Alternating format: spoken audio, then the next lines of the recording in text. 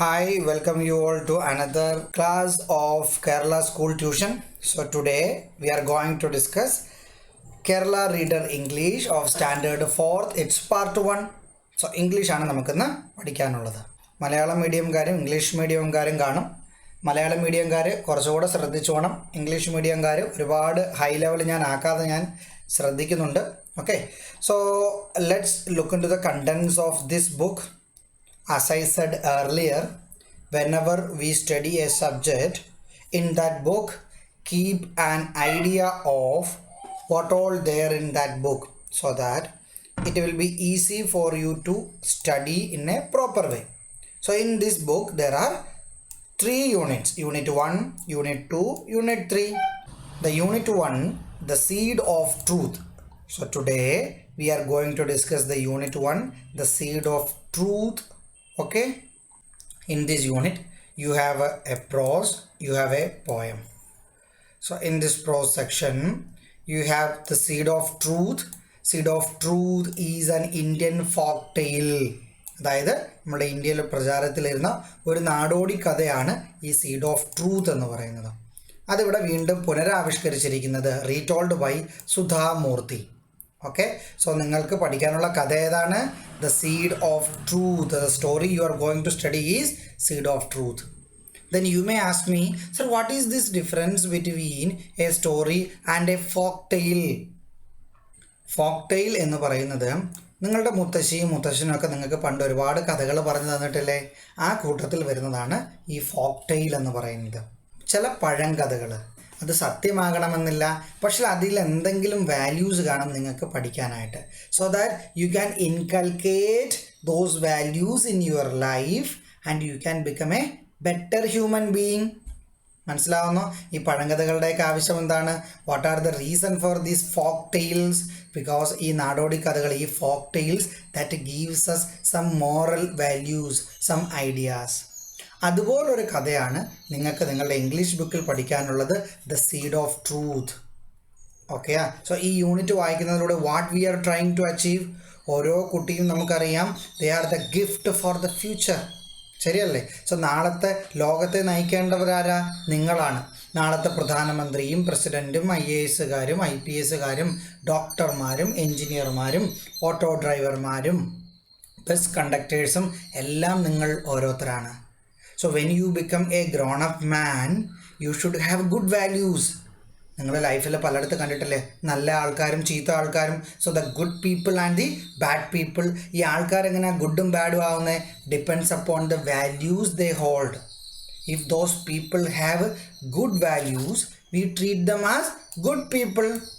If those people are bad, തെറി പറയുന്ന ആൾക്കാർ, മോഷ്ടിക്കുന്ന ആൾക്കാർ, കൊലപാതകം ചെയ്യുന്ന ആൾക്കാരെയൊക്കെ കൊല്ലില്ലേ? So these are bad people. So ഒരു ആൾ വളർന്നു വന്നിട്ട് അയാൾ എങ്ങനെയാണ് ഗുഡും ബാഡുമായി മാറുന്നത്? Depends upon the values inculcate to them. അവർക്ക് നമ്മൾ എന്ത് വാല്യൂസാണ് പകർന്നു കൊടുക്കുന്നത്, എന്ത് മോറൽസാണ് നമ്മൾ പകർന്നു കൊടുക്കുന്നത്, അതിനനുസരിച്ചാണ് അവർ ഗുഡും ബാഡും ആവുന്നത്. Yes or no? അപ്പോൾ ഈ പാഠം പഠിക്കുന്നതോടെ നമ്മൾ എന്താ ശ്രമിക്കുന്നത്? നിങ്ങളെ പോയിട്ടുള്ള കൊച്ചു കുട്ടികൾക്ക് നമ്മൾ എന്താണ് ഈ പാഠം പകർന്നു തരാൻ ശ്രമിക്കുന്നത്? എന്താണ്? നിങ്ങൾ ചെറുപ്രായത്തിൽ തന്നെ നിങ്ങളുടെ മനസ്സിൽ മൂല്യബോധം നിറയണം. മൂല്യങ്ങൾ, നല്ല കാര്യങ്ങളെക്കുറിച്ചുള്ള അർത്ഥം മനസ്സിലാക്കണം. നല്ല കാര്യങ്ങളുടെ ഇമ്പോർട്ടൻസ് നിങ്ങൾ അറിയണം. സാമൂഹ്യ ബോധം വളരണം നിങ്ങൾക്ക്. സോ അതിന് സഹായകരമായ വളരെ മനോഹരമായുള്ള വെരി ബ്യൂട്ടിഫുൾ ഫോക്ക് ടെയിലാണ് ദ സീഡ് ഓഫ് ട്രൂത്ത് എന്ന് പറയുന്നത്. സത്യസന്ധത. ട്രൂത്ത് എന്ന് വെച്ചാൽ എന്താണ്? സത്യം. ഇവിടെ പറയുന്നത് ഓണസ്റ്റിയെ കുറിച്ചാണ്. ഓണസ്റ്റി എന്ന് വെച്ചാൽ സത്യസന്ധത. സോ സത്യസന്ധത നിങ്ങൾ പുലർത്തണം നിങ്ങളുടെ ജീവിതത്തിൽ. ട്രൂത്ത് നിങ്ങളുടെ ജീവിതത്തിൽ പുലർത്തണം. നിങ്ങൾ ഒരിക്കലും കറപ്റ്റഡ് ആയിട്ടുള്ള ആളാകാൻ പാടില്ല. So those all are given in this the seed of truth. Are you getting it? Then there is 2 poems: seeds, oats, peas, beans and barley. അങ്ങനെ 2 poems ഉണ്ട്. Are you getting it? Are you getting it? So shall we start the chapter? Chapter തുടങ്ങുന്നത് എങ്ങനെയാണ്? Look at this picture. So എന്ത് പിക്ചറാണ് അവിടെ കൊടുത്തിരിക്കുന്നത്? You can see in this picture a tree portion or it might be a grown up tree stands stood, and some pieces of tree remains. Pieces of tree remains.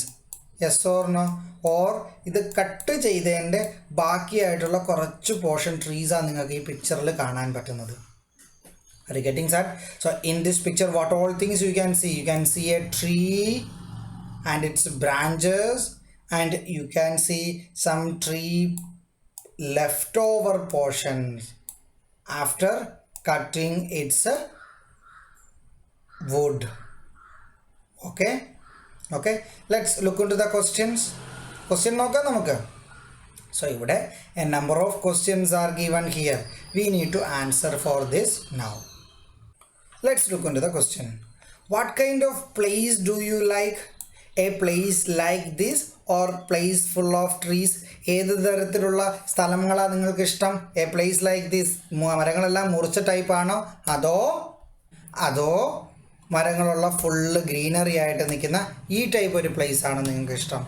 What kind of place you like? I like a place full of trees and greenery. I like a place full of trees and greenery. പച്ചപ്പും മരങ്ങളുമുള്ള, greenery എന്ന് വെച്ചാൽ പച്ചപ്പും മരങ്ങളുമുള്ള ഒരു സ്ഥലമാണ് എനിക്കിഷ്ടം. നിങ്ങൾക്ക് അങ്ങനെയുള്ള സ്ഥലമല്ലേ ഇഷ്ടം? I like a place full of trees and greenery. Why? എന്തുകൊണ്ടാണ് നിങ്ങൾക്ക് അങ്ങനെ ഒരു പ്ലേസ് ഇഷ്ടം? Because I can inhale fresh air. I can inhale fresh and clean air in such a place. അങ്ങനെ ഒരു സ്ഥലത്തിൽ നിന്ന് എനിക്ക് ശുദ്ധവായു ശ്വസിക്കാൻ പറ്റും. ഇൻഹെയിൽ മീൻസ് ശ്വസിക്കുക എന്നാണ് അർത്ഥം. I can inhale fresh and clean air in such a place, and also a place full of trees is always cool. നല്ല തണുത്ത ശുദ്ധവായു കിട്ടുന്ന സ്ഥലമാണ് A place full of trees and greeneries. So I like A place like this rather than A place like this. Okay, so what kind of place do you like? I like a place full of trees and greenery. Let's look into the second question. What happened to the trees? പിക്ചറിൽ നിങ്ങൾ കണ്ടില്ലേ trees എല്ലാം മുറിച്ചു കൊണ്ടുപോയത്. So the question asking, what happened to the trees? Trees are cut by the people. For what? For their use. Trees are cut by people for their use. What use? We use wood for making furniture, doors, windows, ships, firewoods, etc. Yes or no? So the trees are cut by people. ഇങ്ങനെ മരം മുറിച്ചതിൻ്റെ ബാക്കി stem അല്ലേ നമ്മൾ അവിടെ കണ്ടത്. The trees are cut by the people for their use, to make furniture, to make windows, to make our doors, to make ships, firewoods. നമ്മുടെ വീട്ടിൽ ജനലും കതകുകളൊക്കെ നിങ്ങൾ കണ്ടിട്ടില്ലേ, എല്ലാം വുഡിലല്ലേ. ഈ വുഡ് എവിടുന്ന? ഏതോ നിന്നിട്ടുള്ള മരം മുറിച്ചിട്ടാണ് നമ്മൾ ഈ വുഡ് ഉണ്ടാക്കുന്നതും വുഡ് കൊണ്ടുള്ള ഡിഫറെൻറ്റ് പ്രോഡക്ട്സ് ഉണ്ടാക്കുന്നതും. Okay, next question. Who is responsible for this? We, the people, are responsible for this. Yes or no? People are responsible for this. നമ്മൾ മനുഷ്യരല്ലേ ഇതിന് റെസ്പോൺസിബിൾ. ഒരിക്കലും മൃഗങ്ങൾ വന്ന മരം അങ്ങനെ മുറിച്ചു കൊണ്ട് പോകത്തില്ല. We, the people, are responsible for this because they cut the trees. That's why they are responsible. How can we make our earth more green? എങ്ങനെ നമുക്ക് നമ്മുടെ എർത്തിനെ വീണ്ടും കൂടുതൽ പച്ചപ്പുള്ളതാക്കാൻ പറ്റുന്നത്? മോർ ഗ്രീൻ രണ്ട് തരത്തിലാണ് നമുക്ക് പറ്റുന്നത്. എന്തൊക്കെയാണ്? ഒന്ന്, നമ്മൾ മരങ്ങൾ നട്ടുപിടിപ്പിക്കണം. രണ്ടോ, നമ്മൾ മരങ്ങൾ മുറിക്കുന്നത് നിർത്തണം. So we should do afforestation. ഇങ്ങനെ മരങ്ങൾ നട്ടുപിടിപ്പിച്ച് വനം ഉണ്ടാക്കുന്നതിനാണ് നമ്മൾ എഫോറസ്റ്റേഷൻ എന്ന് പറയുന്നത്. Yes or no? So we should do afforestation and we should stop deforestation. So this is the answer. We can make our earth more green by planting trees and avoiding tree felling. Tree felling എന്ന് പറയുന്നത് മരം മുറിക്കുന്നതിന് പറയുന്നതാണ് tree felling എന്ന്. മനസ്സിലായോ? So we can make our earth more green by planting trees and avoiding tree felling. മനസ്സിലായോ? Let's begin by drawing branches, twigs and leaves ഈ തന്നിരിക്കുന്ന ആ മരത്തിൻ്റെ ഒരു പടം ഉണ്ടല്ലോ, അതിന് ആ മരത്തിന് നിങ്ങൾ ബ്രാഞ്ചുകൾ വരയ്ക്കണം, അതിന് ചില്ലകൾ വരയ്ക്കണം, ഇലകൾ വരയ്ക്കണം. അങ്ങനെ ആ മരക്കുറ്റികളെല്ലാം നിങ്ങൾ ഒരു മരമാക്കി മാറ്റി എടുക്കണം. സ്റ്റെമ്മ് വരച്ചിട്ട് ബ്രാഞ്ച് വരച്ചിട്ട് അതിന് ലീഫ് വരയ്ക്കണം നിങ്ങൾ. ഓക്കെയാ? ഇതുപോലൊരു പിക്ചർ നിങ്ങൾ ആക്കിയെടുക്കണം. അത്രയല്ലേ മരപ്പീസ് ഉണ്ടായിരുന്നേ? അതിന് നിങ്ങളൊരു ബോഡി വരച്ചെടുക്കണം, ഒരു സ്റ്റെമ്മ് വരച്ചെടുക്കണം, എന്നിട്ട് അതിന് ബ്രാഞ്ച് വേണം, എന്നിട്ട് ചില ട്വിക്സ് ചില്ലകൾ വേണം, എന്നിട്ട് അതിനകത്ത് ലീവ്സ് വേണം. ശരിയല്ലേ? സോ ഇതാണ് ബ്രാഞ്ച്, ഇതാണ് ട്വിക്സ് എന്ന് പറയുന്നത്, ചില്ലകൾ, മരച്ചില്ലകൾ എന്ന് പറയും നമ്മൾ, ലീവ്സ്. മനസ്സിലായോ എല്ലാവർക്കും? മനസ്സിലായെങ്കിൽ നമുക്ക് now read the story of a king who loved plants and trees. So നമ്മൾ ആ ഫോക്ക് ടെയിലോട്ട്, we are entering to that folk tale. We are going to read that story. Shall we read it? Are you ready? So we will read. See this picture. Picture in the mural and the worry. So you can see a king in the middle of a garden. Cheriyalla garden no chanda pundotam. So in a garden you can see different flowers here. You can see a tree here with flowers also. Yes or no? So this is what is the picture. Now we are going to read a story about this king. Shall we read it? A small story. Only this much is the first story portion. Vidyadhara was the king of Gandhara. He was just and wise king. He was a just and wise king. The king was fond of gardening. He spent a lot of time tending his garden, planting the finest plants, fruit trees, vegetables and crops. His people were very happy. The king did not have children. As the king grew older, everyone got more and more worried. Who would take over the kingdom after him? കഥ മനസ്സിലായോ നിങ്ങൾക്ക് എല്ലാവർക്കും? കഥ മനസ്സിലായോ? ഇനി English മനസ്സിലാവാത്ത മലയാളം മീഡിയത്തിൽ പഠിക്കുന്നവർക്ക് ഞാൻ ഇതിൻ്റെ ഒരു ട്രാൻസ്ലേഷൻ പഠിക്കാം. ഓക്കെ, ട്രാൻസ്ലേഷൻ പറയട്ടെ. വിദ്യാധരൻ എന്ന് പറയുന്നത് ഗാന്ധാര എന്ന രാജ്യത്തെ രാജാവായിരുന്നു. അദ്ദേഹം എങ്ങനെയുള്ള രാജാവായിരുന്നു? He was a just and wise king. Just എന്ന് വെച്ചാൽ എന്തോ അതിൻ്റെ അർത്ഥം? നീതി. വൈസ് എന്ന് വെച്ചാൽ എന്താ അർത്ഥം? വിവേകം. സോ നീതിമാനും വിവേകിയുമായിരുന്നു ഗാന്ധാര രാജ്യത്തെ രാജാവായ വിദ്യാധരൻ. കിങ്ങിൻ്റെ മെയിൻ പരിപാടി എന്തുമായിരുന്നു? He was very fond of gardening. ഉദ്യാന നിർമ്മാണം. നമ്മളുടെ ഉദ്യാനങ്ങൾ എന്ന് വെച്ചാൽ ഗാർഡൻ എന്നാണ്. ഉദ്യാന നിർമ്മാണം അദ്ദേഹത്തിന് വളരെ ഇഷ്ടമായിരുന്നു. അദ്ദേഹം ഒരുപാട് സമയം അതിനുവേണ്ടി ചെലവഴിച്ചിരുന്നു. He spend a lot of time for that. ഉദ്യാന പരിപാലനത്തിനും ഏറ്റവും നല്ല ചെടികൾ നട്ടുപിടിപ്പിക്കുന്നതിനും ഫലവൃക്ഷങ്ങൾ നട്ടുപിടിപ്പിക്കുന്നതിനും പച്ചക്കറികൾ നടുന്നതിനും പലതരത്തിലുള്ള വിളകൾ നടുന്നതിനും എല്ലാം അദ്ദേഹം ഒരുപാട് സമയം ചെലവഴിച്ചിരുന്നു. അദ്ദേഹത്തിൻ്റെ രാജ്യത്തിലെ ജനങ്ങൾ, അദ്ദേഹത്തിൻ്റെ പ്രജകൾ ഒരുപാട് സന്തോഷവാന്മാരായിരുന്നു. The people were very happy. പക്ഷേ രാജാവിന് സ്വന്തമായി മക്കളില്ലായിരുന്നു. രാജാവിന് സന്താനങ്ങളില്ലായിരുന്നു. രാജാവിന് പ്രായം കൂടി വന്നപ്പോൾ എല്ലാവർക്കും നിരാശയും മനക്ലേശവും എല്ലാം തുടങ്ങി. ഒരുപാട് വിഷമം തോന്നി തുടങ്ങി എല്ലാവർക്കും. കാര്യം എന്താ? രാജാവിന് മക്കളില്ലായിരുന്നു. മക്കളില്ലെങ്കിൽ രാജ്യത്തെ ജനങ്ങൾ എന്തിനാണ് വിഷമിക്കുന്നത്? എന്തെന്നാൽ രാജാവിന് ശേഷം ആരായിരിക്കും ഈ രാജ്യത്തിൻ്റെ കാര്യങ്ങൾ നോക്കുക? Who would take care of the kingdom after him? രാജാവിന് ശേഷം രാജാവിൻ്റെ മകനാണ് രാജ്യത്തെ കാര്യങ്ങൾ നോക്കേണ്ടത്. പക്ഷേ രാജാവിന് മക്കളില്ല. നിങ്ങൾ ബാഹുബലി സിനിമയൊക്കെ കണ്ടില്ലേ? ബാഹുബലി സിനിമയ്ക്കകത്ത് ബാഹുബലിയുടെ അച്ഛന് ശേഷം ബാഹുബലിയല്ലേ രാജാവാക്കാൻ നിൽക്കുന്നത്? അതുപോലാണ് ഓരോ തലമുറയിലും. പണ്ട് രാജവംശം ഉണ്ടാകുമ്പോൾ ഒരു കുടുംബത്തിനകത്ത് തന്നെ അടുത്തടുത്ത തലമുറയായിരുന്നു രാജാവ്. രാജാധികാരം തലമുറയായിട്ടാണ് കൈമാറ്റം ചെയ്തുകൊണ്ടിരുന്നത്. ഇപ്പോഴത്തെ നമ്മളുടെ ജനാധിപത്യം, ഡെമോക്രസിയുമായിട്ട് ഒരിക്കലും നിങ്ങൾ കമ്പയർ ചെയ്ത് ഇത് രാജവാഴ്ചയാണ്. ഓക്കെ ആണോ? ഇനി ഇതിനകത്ത് ചോദ്യങ്ങൾ നോക്കാം. ഞാൻ ആദ്യം ഒന്ന് കാണിച്ചു തരാം, എന്നിട്ട് നിങ്ങൾക്ക് ഉത്തരം പറയാം. അതിനകത്ത് what was the hobby of the king? കിങ്ങിൻ്റെ ഹോബി എന്തായിരുന്നു? ഹോബി എന്ന് വെച്ചാൽ എന്തുവാ പറയുന്നത് നമ്മൾ? ഹോബി എന്ന് വെച്ചാൽ എന്തുവാ? നമ്മൾ സന്തോഷമായിട്ട് നമ്മൾ എന്തെങ്കിലും ചിലവഴിക്കുന്ന, നമ്മൾ ഇൻട്രസ്റ്റ് ആയിട്ട് ചെയ്യുന്ന കാര്യങ്ങളാണ് നമ്മളുടെ ഹോബി എന്ന് പറയുന്നത്. നിങ്ങൾക്ക് തന്നെ പലതരത്തിലുള്ള ഹോബികൾ കാണത്തില്ലേ?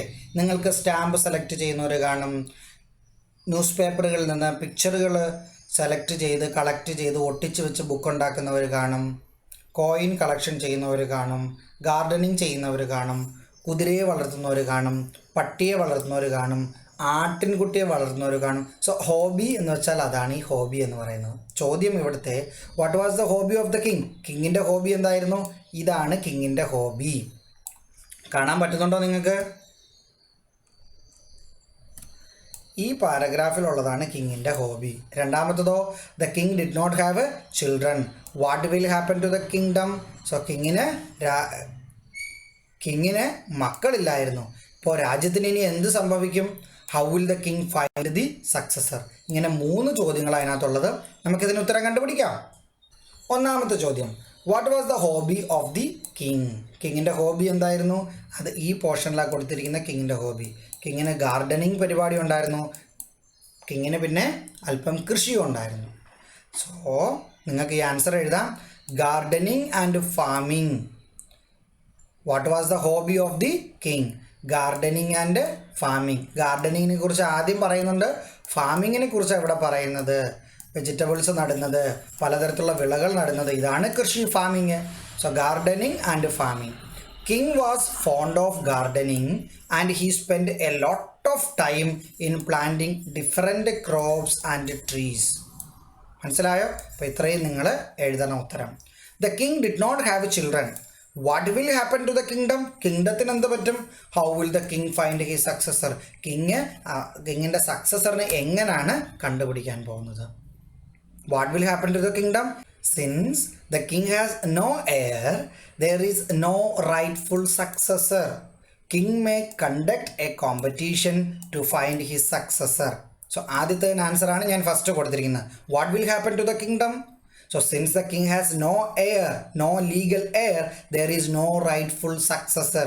കിങ്ങിന് എയർ എന്ന് വെച്ചാൽ എന്താ അർത്ഥം എന്ന് വെച്ചാൽ പിന്തുടർച്ച അവകാശി. നമ്മളുടെ അപ്പൻ്റെ സ്വത്തിന് നമ്മളല്ലേ അവകാശി. അത് നമ്മൾ ലീഗലി നമുക്ക് കിട്ടുന്നതാണ്, നിയമപരമായിട്ട് നമുക്കുള്ളതാണ്. സോ നിയമപരമായിട്ട് രാജാവാകാൻ പറ്റുന്നത് ആർക്കാണ്? കിങ്ങിൻ്റെ മകനാണ്. So since the king has no heir, there is no rightful successor. So what will happen to the king? What will happen to the kingdom? There is no rightful successor. How will the king find his successor? King എങ്ങനെയായിരിക്കും കിങ്ങിൻ്റെ സക്സസറിനെ തലമുറ ഇനിയിപ്പോൾ കണ്ടെത്താൻ പറ്റുന്നത്? Find his successor. എപ്പോഴും കിങ്ങിന് ഇനി അടുത്ത ആളെ കണ്ടെത്തണമെങ്കിൽ എന്ത് ചെയ്യണം? കിങ് മേ, നമുക്ക് ഉറപ്പില്ല, king may conduct a competition to find his successor. കിങ്ങിൻ്റെ പിന്തുടർച്ച അവകാശം കണ്ടെത്താൻ കിങ് ചിലപ്പോൾ ഒരു മത്സരം വെച്ചേക്കാം. Yes or no? മനസ്സിലായോ നിങ്ങൾക്കെല്ലാം? മനസ്സിലായെങ്കിൽ ബാക്കി ഭാഗം നമുക്ക് അടുത്ത ക്ലാസ്സിൽ പഠിക്കാം.